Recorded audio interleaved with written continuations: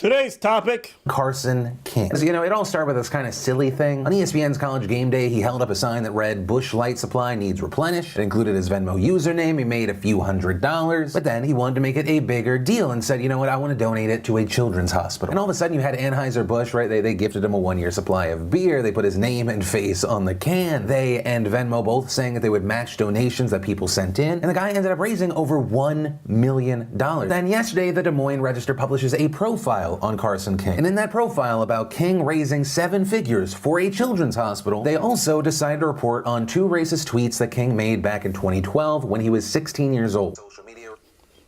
We're good. We're done. 2000, we went over this already. 2012.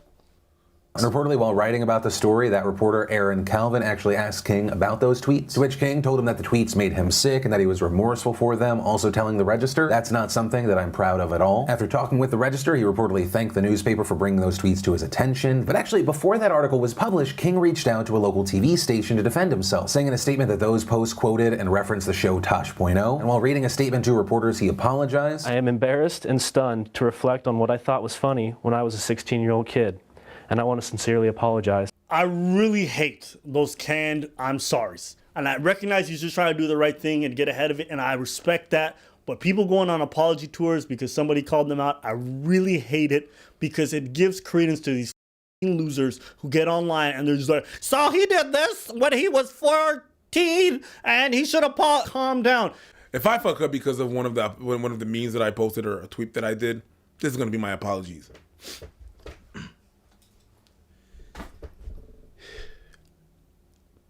I fucked up. Thank you. This gonna be my apology. You can suck my dick, bitch! Anheuser-Busch cutting ties with King, saying yes, they'll still do the match, but that they'll have no further association with him, and that's because King's posts, quote, "do not align with our values as a brand or as a company." And so with people asking why publish this information when King's just a normal person raising money for others, to which the Des Moines Register responded, issuing a statement saying that the paper's executive editors and several editors had a discussion on whether or not to publish them, saying the jokes were highly inappropriate and were public posts. Shouldn't that be acknowledged to all the people who had donated money to King's cause or were planning to do so? No. What does the post have to do with money going to a children's hospital?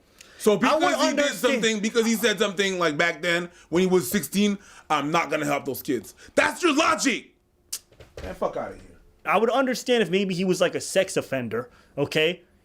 When he was 18 to 19 and now he's donating to a children's hospital, there's a correlation. But tweets when you were an adolescent and you...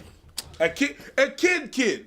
What's crazy to me is that you were a bunch of grown men who sat around a table and judged this person. And I'm sure your closets aren't clear at all. That's the problem that I have with this, is because no matter what you do,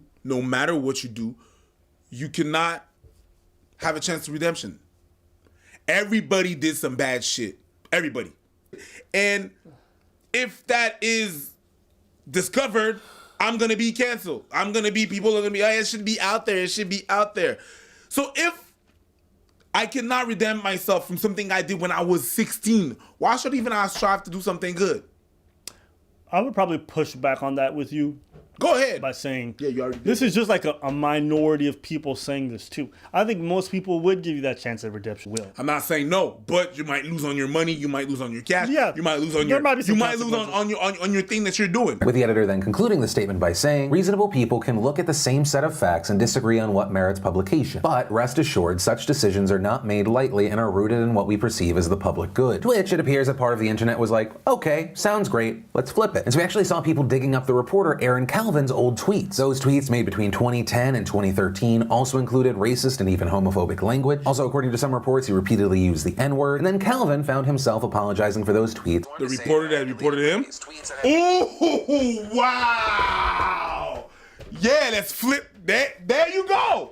You got exactly what the fuck you were saying. Who are you gonna call? Karma Busters! I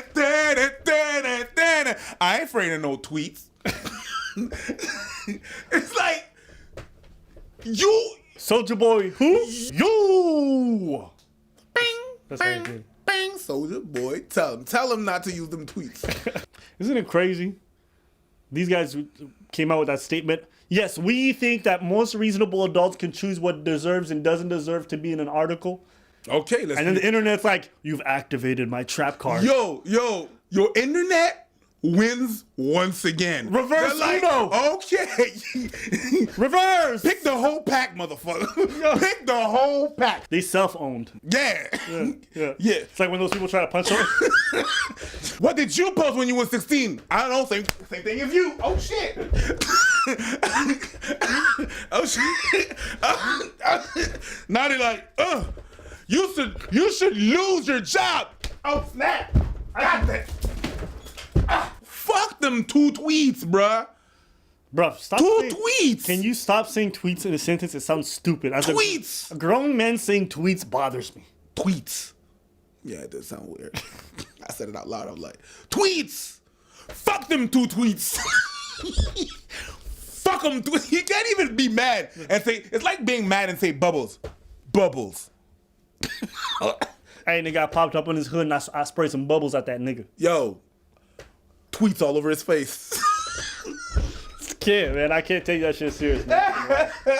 like that's why I don't use Twitter. I like the whole name of the platform. I just take my 12 shotty and get at you. Tweet. Tell him. What I tell you about people in glass houses, do not be throwing them rocks. Right?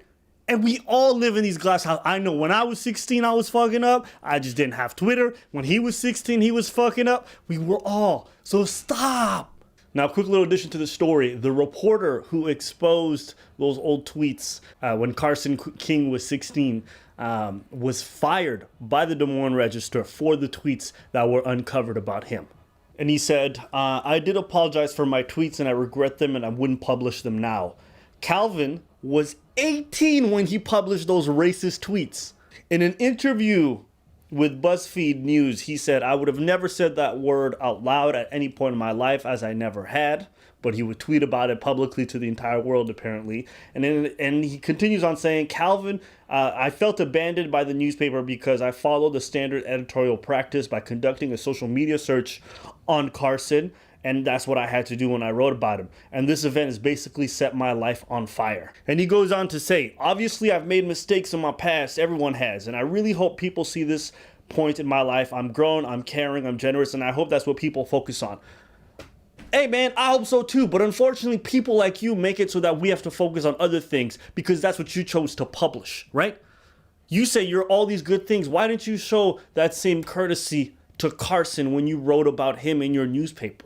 And that's the question we've all been asking. Do you know how hard it is to try to move past something negative in your life and try to be a better person? And it's hard enough to always try to wake up every day and to choose to do good things for our neighbors. And here we have somebody who wants to remind us of the negative things that we've done in our life at every turn when we try to do something positive. You want to be treated that way? Well, I would just hope that people, when they hear this story, they just think to themselves and they go, I'm going to treat others how I would like to be treated. So while I do want to feel empathy for you on an ethical standpoint, I do, karma makes me want to say, hey bitch, you got what you deserved.